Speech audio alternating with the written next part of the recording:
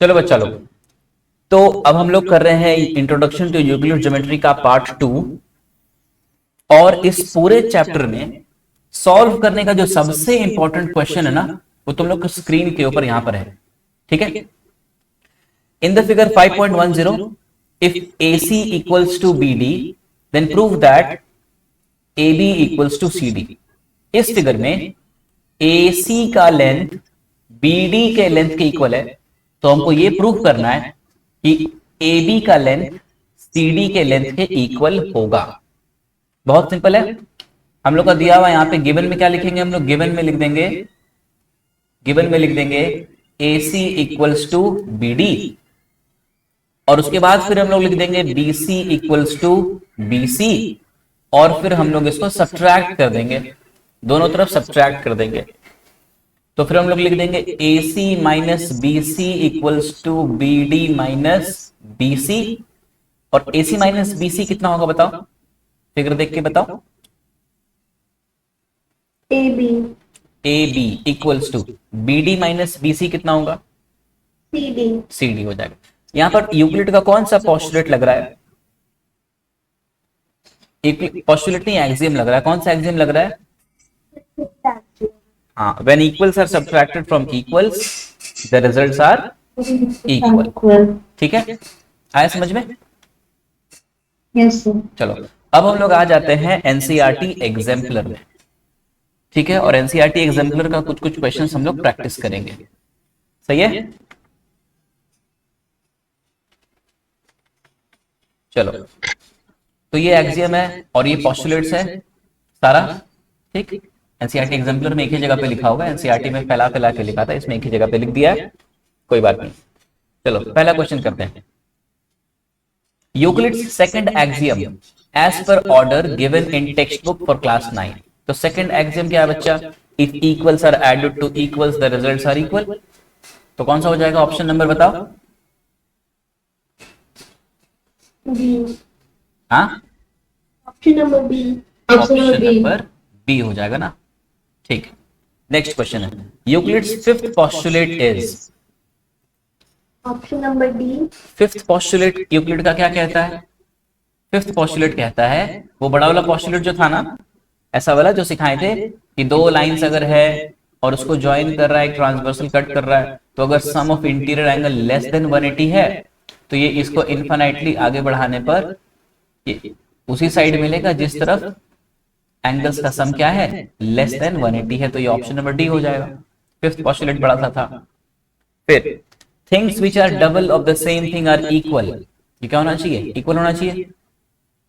ठीक, things which are double of the same thing are equal. फिर question number 4, axioms are assumed. Axioms क्या होता है? Universal truth होता है ना। Yes sir. और ये मैथ्स के हर ब्रांच में लगता है, और जो स्पेसिफिक टू ज्योमेट्री होगा उसको क्या कहते हैं हम लोग? पोस्टुलेट्स कहते हैं। बहुत बढ़िया। अब यहाँ पे देखो लिखा हुआ है, John is of the same age as Mohan, Ram is also of the same age as Mohan. तो जॉन का एज मोहन के इक्वल और राम का एज भी मोहन के इक्वल, तो जॉन का एज राम के इक्वल होगा। ये कौन सा एक्सियम है? Equals of the same thing are equal to one another. ये फर्स्ट एक्सियम है ना, equal of the same thing are equal to one another. चलो उसके बाद, if a straight line falling on two straight lines makes the interior angles of the same side of it whose sum is 120। दो line ऐसा है मान लो, और एक transversal cut रहा है, इन दोनों का सम है 120 डिग्री। तो then the two straight lines if produced indefinitely meet on the side on which the sum of angle is क्या होना चाहिए? इक्वल टू 120, क्योंकि यहाँ पे 120 डिग्री है तो ये उसी साइड मिलेगा, साइड एक ही और है ना, जिधर में एंगल का सम कितना है, इक्वल टू 180 है। चलो देखो, ये सिखाया गया था पिछले क्लास में।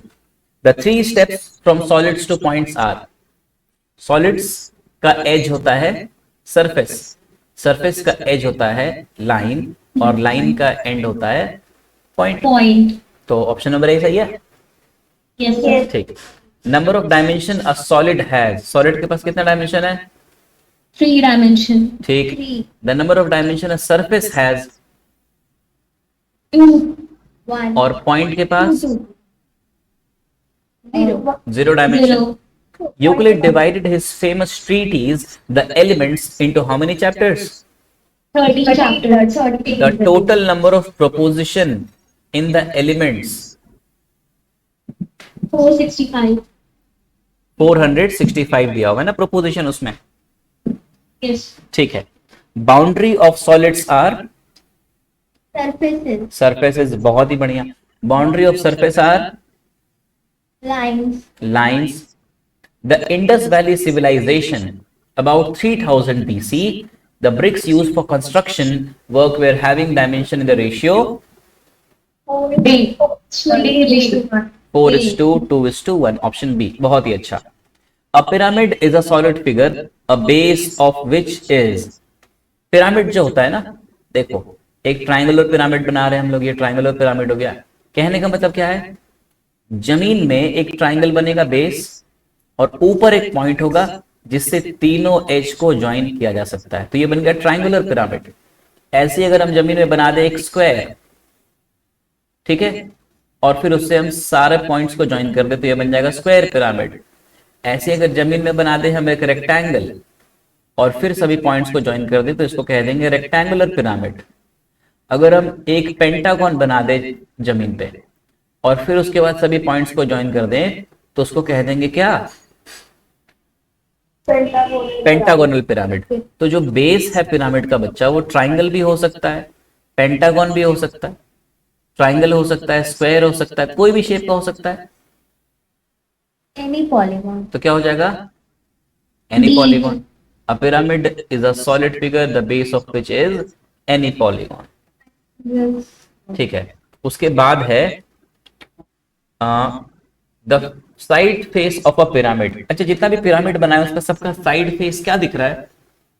ट्राइंगल. Option number A. बहुत ही बढ़िया. Next question.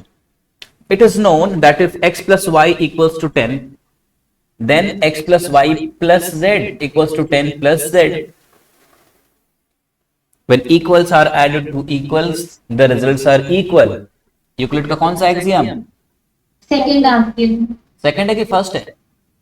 Second. अच्छा, सेकंड एक्सियम है. फर्स्ट एक्सियम क्या है बताओ तो?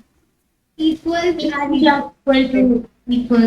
Things which are equal to one another are things which are equal to the same thing are equal to one another. ये है ना? Yes, sir. ठीक है बच्चा. In ancient India, the shape of altars used for household rituals were. घर के rituals के लिए क्या यूज किया जाता था? squares and circles. Circles. Squares और सर्कल्स. ठीक है. Circle. The number of interwoven isosceles triangles in Sri Yantra 9. 9. और इससे कितने सब्सिडरी ट्राइंगल्स बनते थे? 40. 43 सब्सिडरी ट्राइंगल्स बनते थे. ठीक है. ग्रीक जो है, ग्रीस के जो लोग थे वो लोग किस चीज में ज्यादा एम्फेसिस किए थे? Deductive reasoning. Geometry. हाँ, Deductive reasoning. डिडक्टिव रीजनिंग में. ठीक. प्रैक्टिकल यूज ऑफ ज्योमेट्री में कौन करते थे यूज इसका? Babylonia. हाँ, बेबीलोनियन और Egyptians. इजिप्शियंस. ठीक. In ancient India, altars with combination of shapes, जिसमें दो तीन ज्यादा सा शेप रहता था, जैसे रेक्टेंगल हो गया, ट्राइंगल हो गया, ट्रेपीजियम हो गया, उसका क्या काम होता था? Public worship. ठीक है, समझ गए? Yes, sir. Euclid belong to which country? Greece. Greece. Greece के थे. ग्रीस के थे. ठीक है. थेल्स कौन से कंट्री से थे? Greece. पाइथागोरस भी तो वहीं के थे शायद. Yes, sir. Pythagoras was the student of Thales. Thales. Thales के स्टूडेंट थे पाइथागोरस. और यूक्लिड कौन थे? एक मैथमेटिक्स टीचर, Yes, sir. है ना? फिर which of the following needs a proof? किसको प्रूफ चाहिए होता है? एक्सियम, डेफिनेशन, पोस्टुलेट या थ्योरम? Theorem. Theorem.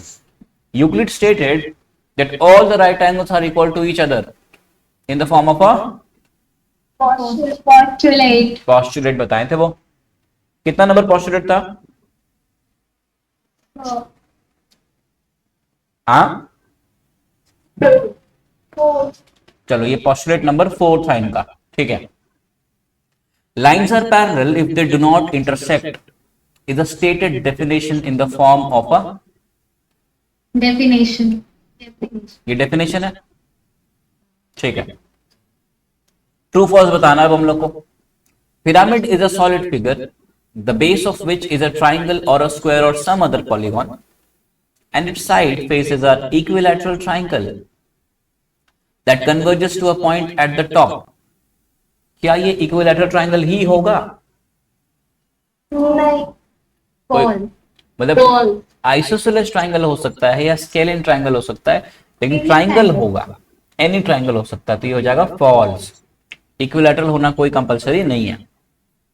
इन वैदिक period squares and circular shaped altars were used for household rituals, while altars whose shapes were combination of rectangle, triangle and trapezium were used for public worship. True. ये तो true है, true है Yes, ना? sir. Next question. In geometry, we take a point, a line and a plane as undefined terms. True. True. Euclid इसको define तो किए थे, लेकिन इनके डेफिनेशन में दिक्कत था, है ना? Yes. क्योंकि एक चीज को डिफाइन करने के लिए कोई दूसरे ऐसे टर्म का यूज कर रहे थे जिसको डिफाइन करने का जरूरत था, तो डेफिनेशन कभी कंप्लीट नहीं हो पाता, इसलिए इसको अनडिफाइंड कर दिया गया। तो अभी हम लोग पॉइंट, लाइन और प्लेन को अनडिफाइंड लेते हैं। If the area of a triangle equals the area of a rectangle and the area of the rectangle equals the area of a square, एक ट्राइंगल का एरिया रेक्टेंगल के equal, rectangle का area एक square के equal, तो triangle के area square के equal होगा। ट्रू। ये ट्रू होगा ना? ठीक है। True. ये कौन सा पोस्टुलेट है? एक्सियम है, फर्स्ट। ठीक है। Equals of the same thing are equal to one another, things which are equal to the same thing are equal to one another, ऐसा ही कुछ है ना? चलो, Euclid's fourth axiom says that everything equals itself. False. True. False. False. Euclid का fourth axiom यही कहता है कि हर कुछ अपने आप में बराबर होता है। फोर्थ एक्सियम क्या कहता था? नहीं। फोर्थ एक्सियम कुछ अलग कहता था ना? यस। हाँ, ठीक। The Euclidean geometry is valid only for figures in a plane. क्या यूक्लिड का जितना ज्योमेट्री है वो सारा प्लेन के लिए ही वैलिड था? ऐसा तो नहीं है, False. ऐसा तो नहीं है, No, sir. ठीक। Dimensional के लिए भी हो. सर 5 ट्रू होगा। 5 का। 5 का ट्रू होगा। हाँ। यूक्लिड का फोर्थ एक्सियम क्या है बताओ ना? Things which coincide with one Things which another are coincide. equal to one another. चलो, तो यूक्लिड का फोर्थ एक्सियम कहता है कि everything equals itself. Sir coincide तो कर रहा है ना। हाँ, तो इक्वल होना चाहिए ना. ट्रू। अच्छा। तो itself थोड़ी ना होगा, coincide करेगा तब ना होगा। अच्छा, देख लेते इसका आंसर देख लेते, कंफ्यूजन नहीं रखते हम लोग। हाइट की चलो यहाँ पर ट्रू दिया हुआ है, ट्रू दिया हुआ है, तो ये एक जस्टिफिकेशन है सुपरपोजिशन का। चलो ठीक है, नेक्स्ट क्वेश्चन पे आते हैं। Write whether the following are true और false. Euclid geometry is valid for curved surface. ये तो फॉल्स होगा। सिर्फ कर्व्ड सरफेस के लिए वैलिड थोड़ी है, सभी तरह के सरफेस के लिए, फ्लैट सरफेस के लिए भी वैलिड है। अगला, the boundaries of solids are curves. False. ये फॉल्स होगा, सरफेस होना चाहिए था। The edge of surface are curves. False.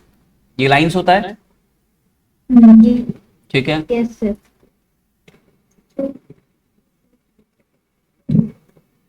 इसके साथ कर्व्स और लाइंस दोनों होना चाहिए था ना। जैसे मान लो कि एक सरफेस है, तो इसका बाउंड्री जो है ये कर्व है, लेकिन ये जो सरफेस है इसका बाउंड्री लाइन है, तो दोनों होता तो इसलिए ट्रू हो जाता। सर एज हो गया ना. एज का मतलब वही लास्ट एंड, किनारा। चलो, the things which are double of the same thing are equal to one another, क्या ये ट्रू है? Yes sir. ट्रू है। If a quantity b equals is a part of another quantity a, यानी b a का part है, then a can be written as sum of b and third quantity c। सही है, yes sir. True. लिख सकते हैं, ये तो ट्रू होगा। स्टेटमेंट्स दैट आर प्रूव्ड उसको एक्सियम कहते हैं, फॉल्स। जो प्रूव्ड है उसको एक्सियम कहते हैं, नहीं नो सर, उसको थ्योरम कहता है। उसको थ्योरम कहते हैं। ठीक, आगे बढ़ रहे हैं। For every line L and for every point P not lying on a line L, there exists a unique line M passing through P and parallel to L is known as a Playfair's axiom। True. ठीक है, Playfair's axiom पता है क्या होता है? Playfair axiom fifth वाला। Fifth axiom, उसको Playfair axiom कहते हैं ना। अब यहां पर सुनो, for every line L and for every point P, हर एक लाइन L और हर एक पॉइंट P के लिए not lying on the given line L, जो पॉइंट P है वो L पे लाइन नहीं करना चाहिए। There exist a unique line M passing through P, एक यूनिक लाइन एग्जिस्ट करता है जो P से पास करता है, and parallel to L is known as Playfair's axiom. इसमें से पास करने वाले एक यूनिक लाइन, तो ये उसी चीज का प्रॉपर्टी हो गया फिफ्थ वाले का ही, उसको प्लेफेयर एक्सियम ही कहते हैं। नेक्स्ट होगा, two distinct intersecting lines cannot be parallel to the same line. दो अलग अलग इंटरसेक्टिंग लाइंस क्या सेम लाइन के पैरेलल नहीं हो सकता? नहीं हो सकता, तो ये हो जाएगा ट्रू, क्योंकि जब भी दो इंटरसेक्टिंग लाइंस है तो ये दोनों लाइंस किसी सिंगल लाइन के पैरेलल नहीं हो सकता। अगर मान लो ये लाइन इसके पैरेलल है तो इसके पैरेलल नहीं रहेगा, है ना, और अगर ये लाइन इसके पैरेलल है तो इसके पैरेलल नहीं रहेगा। ठीक, फिर attempts to prove Euclid's fifth postulate using the other postulate and axiom led to the discovery of several other geometrics। Euclid का पांचवा पोस्टुलेट को प्रूफ करने के लिए बहुत सारा चीज प्रूफ किया गया, बहुत सारा चीज उसमें नया नया निकल गया, है ना, पूरा जो है पैरेलल लाइन का सारा कॉन्सेप्ट निकल गया उसमें से। Ram and Ravi have the same weight, if they each gain weight by 2 kg, how will there new weights be compared. तो राम और रवि का जो वेट था x था पहले, दोनों का वेट बढ़ा दो, x+2 हो गया दोनों का वेट, है ना, और क्योंकि दोनों में 2 kg बढ़ा है तो दोनों का रिजल्ट भी अभी भी क्या होगा? सेम होगा। When equals are added to equals, the result are equal। ये यूक्लिड का सेकंड एक्सियम है। ठीक है, फिर solve the equation this and state which axiom do you use here. देखो बच्चों, हम लोग आमतौर पर जो सीखे है ना वो अब हम बता रहे हैं कि हम लोग कई बार गलत चीज क्या सीख लेते हैं। इसमें तुम लोग का गलती नहीं है, एक्चुअली मैथमेटिक्स का जो कैलकुलेशन हम लोग सीखते हैं ना वो कुछ ऐसा होता ही है कि हम लोग बचपन से हम लोग को वैसा ही सिखाया जाता है। तो a-15 = 25 में हम लोग ये सीखें कि -15 को उस तरफ ले गए, है ना, ऐसा सीखे कि a-15 = 25 था तो -15 को हम लोग क्या किए, राइट की ओर शिफ्ट कर दिए। एक्चुअली मेरा बच्चा ये शिफ्ट विफ्ट कुछ होता नहीं है। अगर हम पूरे रूल बाय रूल चले ना तो हम दोनों तरफ 15 को ऐड करते हैं, a-15 + 15 = 25 + 15, दोनों तरफ 15 को ऐड करते हैं। तो ऐड करते समय -15 और ये +15 कट जाता है और ओवरऑल राइट हैंड की ओर हमारे पास +15 बचता है, जो ऐसा लगता है कि -15 को शिफ्ट करके राइट की ओर ले गया तो -15 से वो क्या बन गया, +15। लेकिन ये एक्चुअल पूरा करेक्ट प्रोसेस नहीं है। इससे आंसर आता है, बड़े बड़े मैथमेटिशियन इस चीज को यूज करते हैं बनाने के लिए, लेकिन ये रूल नहीं है प्रॉपर। इसमें कुछ गलत नहीं होता है लेकिन फिर भी ये रूल नहीं है। रूल क्या है, दोनों तरफ 15 को ऐड करना, है ना। ऐसे ही हम लोग जो ट्रांसपोजिशन करते हैं ना, जैसे मान लो कि लिखा हुआ है a/2 = 3, तो 2 को उस तरफ ले जाकर के मल्टीप्लाई करते हैं, ये ट्रांसपोजिशन भी गलत है। प्रॉपर रूल क्या होता है, हम लोग दोनों तरफ 2 से मल्टीप्लाई कर देते हैं, मल्टीप्लाइंग बोथ साइड्स बाय 2, ऐसा करते हैं, तब ये 2 और 2 कैंसिल हो जाता है और फिर आ जाता है 6। तो ये वैसा ही लगता है कि इस 2 को हम शिफ्ट कर देंगे राइट की ओर और मल्टीप्लाई कर दिए। आया बात समझ में क्या कह रहे हैं हम?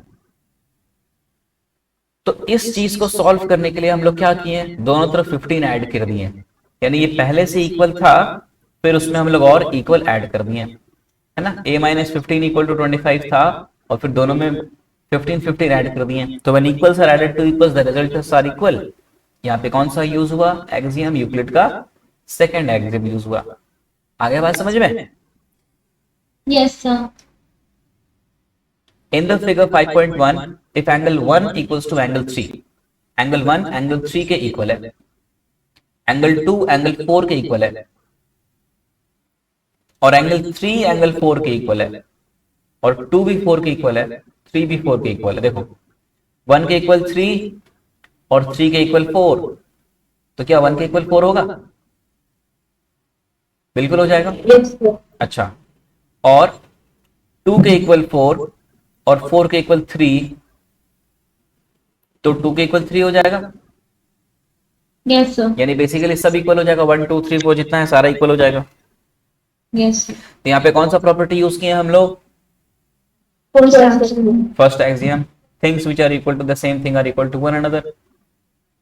अगला क्वेश्चन, in the figure 5.2 we have AC equals to XD, AC का लेंथ XD के इक्वल है, and C is the mid point of AB, AB का मिड पॉइंट है C, इसका मतलब AC के इक्वल क्या रहेगा, BC, and D is the mid point of XY, यानी DX इक्वल क्या रहेगा, DY। तो यूजिंग यूक्लिड्स एक्सियम शो करो कि AB इक्वल्स टू XY है। चलो अब देखो, क्योंकि बच्चा C मिड पॉइंट है किसका, AB का, तो हम लोग लिख सकते हैं ना AB equals to twice AC, और D Yes. मिड पॉइंट है किसका, XY का, तो हम लोग लिख सकते हैं ना कि XY is twice of XD। Yes sir. अच्छा, और क्योंकि AC और XD इक्वल दिया हुआ है, AC और XD इक्वल दिया हुआ है, तो अगर हम सबको इन दोनों को डबल कर दें, things which are double of the same thing are equal to one another, तो AC का डबल कर दिए तो XD के डबल के इक्वल हो गया, यस सर। और AC का डबल क्या है, AB है, AB, और XD का डबल है XY, हो गया इक्वल प्रूफ। Yes sir.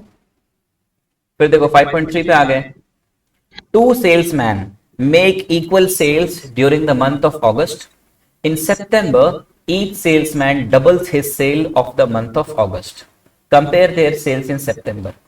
अगस्त में सेम सेल्स था दोनों का, सितंबर में दोनों का डबल हो गया, तो क्या सितंबर में दोनों का सेम होगा या अलग अलग होगा?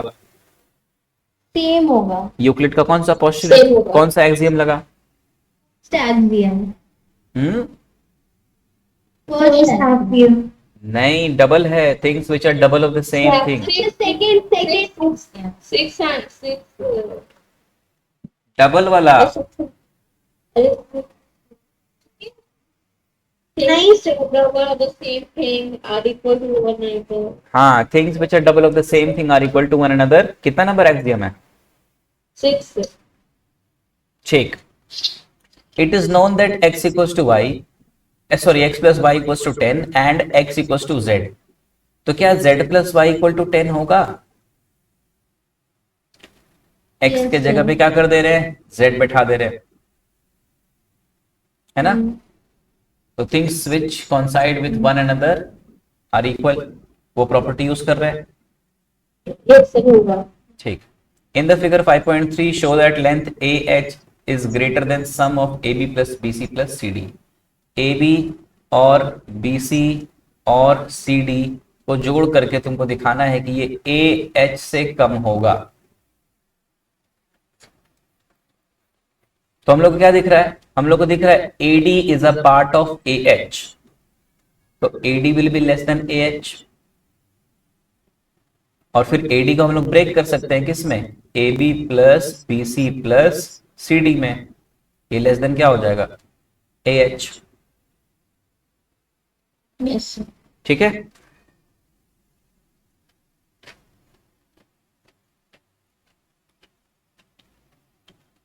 इसमें A B equals to B C दिया हुआ है, B X equals to B Y दिया हुआ है, तो शो करो कि A X equals to C Y है। तो क्या करो, A B equals to B C दिया हुआ है, B X equals to B Y दिया हुआ है, माइनस कर दो। When equals are subtracted from equals, the results are equal. तो ए बी में बी एक्स माइनस करेंगे तो क्या बच जाएगा, ए एक्स, और बी सी में बी वाई माइनस करेंगे तो क्या बच जाएगा, सी वाई। हो गया प्रूफ। यहां पे देखो एक्स और वाई मिड पॉइंट दिया हुआ है, किसका किसका, ए सी और बी सी का, और उसमें लिखा हुआ है कि A X equals to C Y, A X का वैल्यू सी वाई की इक्वल है। शो करो कि A C equals to B C. ठीक है। तो बच्चा क्योंकि x मिड पॉइंट है तो हम लिख सकते हैं ना कि AC is double of AX, और क्योंकि y मिड पॉइंट है तो हम लोग लिख सकते हैं ना कि BC is double of CY। Y. अच्छा, अब क्योंकि AX और CY इक्वल है, AX और CY इक्वल, ये गिवन है, देखो गिवन है ना, ये गिवन है। तो अगर हम इनको डबल कर दें तो 2ax इक्वल्स टू 2cy हो जाएगा। Double things which are double of the same thing, मतलब ऑफ, क्या बोलते हैं यार इसको, हाँ, things which are double of the same thing are equal to one another. तो इस 2x के बदले में क्या लिख सकते हैं हम लोग, AC लिखते हैं, और 2cy के बदले क्या लिख सकते हैं, BC लिख सकते हैं। हो गया प्रूफ्ड। अब तुम लोग को समझ में आ रहा है एक्चुअली यूक्लिड ज्योमेट्री में कैसा कैसा क्वेश्चन रहता है। ठीक। Yes sir. यानी जितना भी हम लोग पोस्टुलेट वगैरह पढ़े उसका यूज हमको समझ में आ रहा है।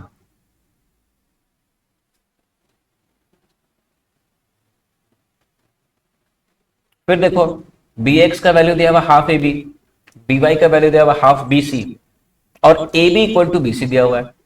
तो शो करो कि B Y equals to B X.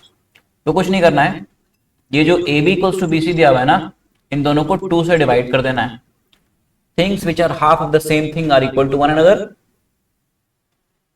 और ए बी का हाफ क्या है, बी एक्स, और बी सी का हाफ क्या है, बी वाई।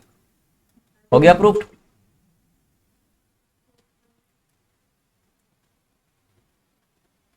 7 भी वैसा ही है, 8 भी वैसा ही है, ज्यादा टफ है नहीं, सब सिंपल सिंपल क्वेश्चन है।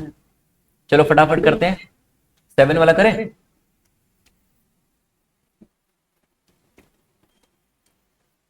डायरेक्ट हाँ, 1 इक्वल टू 2 है, 2 इक्वल टू 3 है, तो 1 इक्वल टू 3 हो जाएगा ना। कौन सा एक्सियम,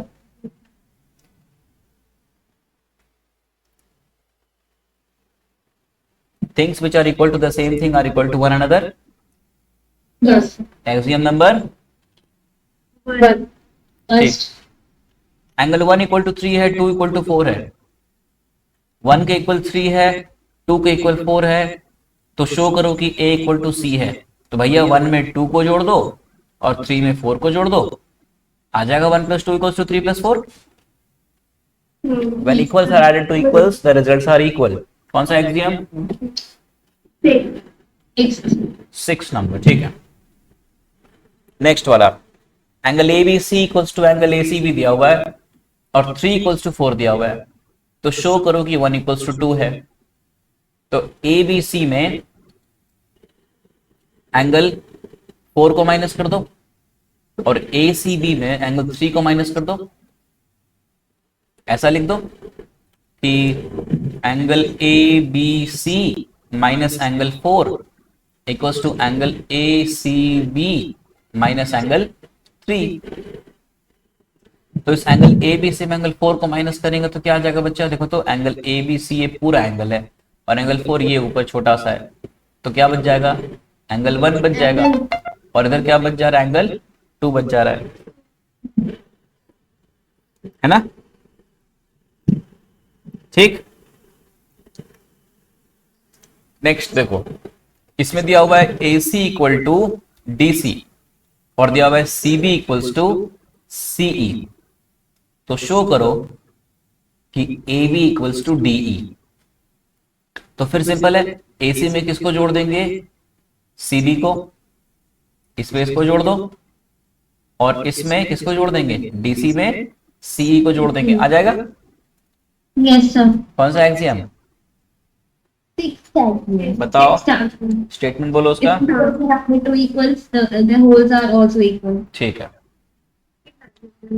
11 भी वैसा ही है, सब सिंपल सिंपल क्वेश्चन है सब, ठीक है। 11 क्या था? देखो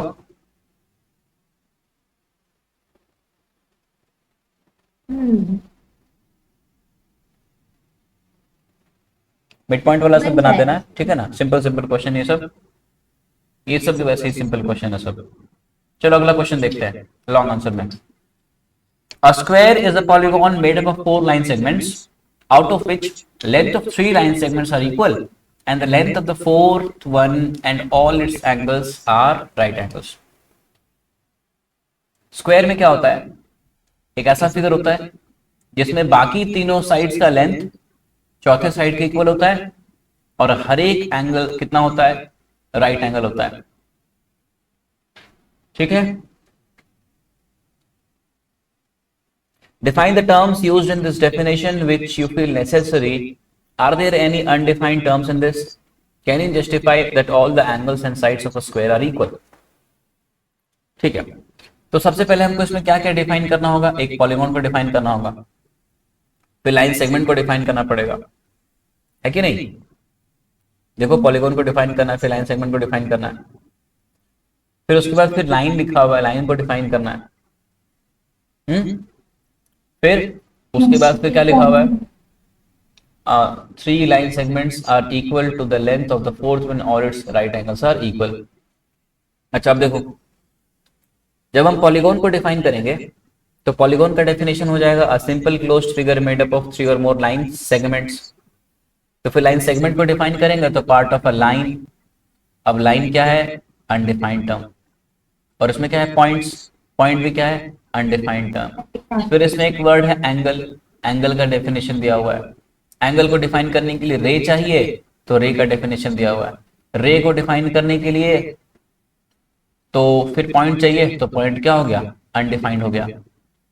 फिर राइट एंगल है, राइट एंगल यहाँ पे लिखा हुआ है, राइट एंगल का मतलब क्या होता है, 90 डिग्री। तो इसमें 2 अनडिफाइंड टर्म हो गए, लाइन और point,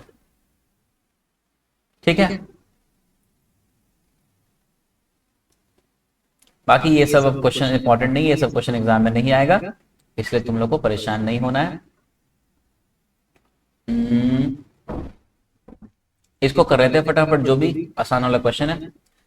An equilateral triangle is a polygon made up of 3 line segments, out of which 2 line segment are equal to the third one and all angles are 60 degree each। ठीक है, statement सही है, जैसे square वाला देखे थे ऊपर।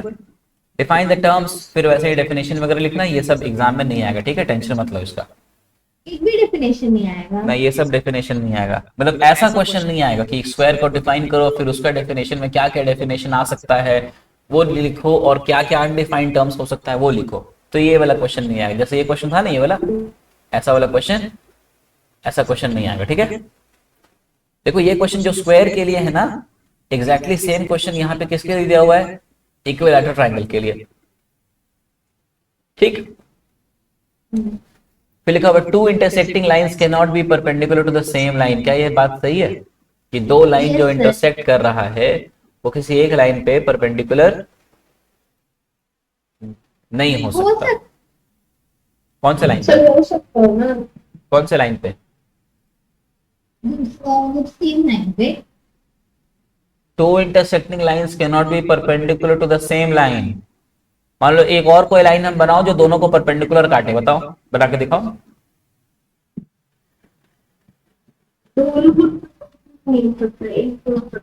हाँ कोइंसाइड हो जाएगा। हाँ, कोई किसी एक के ही परपेंडिकुलर हो पाएगा, दोनों के परपेंडिकुलर नहीं हो पाएगा, ठीक है।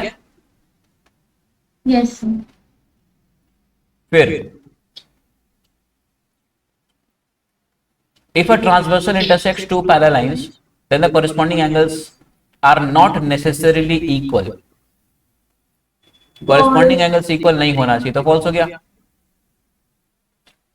क्योंकि corresponding angles क्या होना चाहिए, equal होना चाहिए, हम लोग जानते हैं. If a transversal intersect two parallel lines, then the alternate interior angles are equal. ये true होना चाहिए. फिर बताओ, if two lines intersect each other, then the vertically opposite angles are not equal. False. If a ray stands on a line, then the sum of the two adjacent angles so formed equals to 180 degree. True. अच्छा ध्यान देना बच्चा, किसी भी line में, ये chapter 7 में तुम लोग पढ़ोगे, मतलब पढ़ चुके हो, फिर एक बार बता दे रहे कि जो लीनियर पेयर बनता है ना, इसका सम 180 डिग्री होता है, मतलब कि एक स्ट्रेट एंगल 180 डिग्री होता है, ये एक एक्सियम है, ठीक है. The straight angle is 180 degree, ये एक एक्सियम है, इसको प्रूफ नहीं किया जा सकता. और दूसरा, ये जो कॉरेस्पॉन्डिंग एंगल वाला पढ़े ना कि when two parallel lines intersect each other then the corresponding angles are equal, ये भी क्या है, एक एक्सियम है. इसके अलावा बाकी जितना भी पढ़ते हैं ना हम लोग, alternate interior, alternate exterior, vertically opposite, को इंटीरियर, ये सब का सब थ्योरम है. एक्सियम सिर्फ दो है, एक है लीनियर पेयर एक्सियम और एक है कॉरेस्पॉन्डिंग एंगल एक्सियम. चलो ट्रू फॉल्स बताना है. Things which are equal to the same thing are equal to one another. True. If equals are to equals the wholes are equal. True. Things which are double of the same thing are equal to one another. True. And with this we come to the end of the chapter.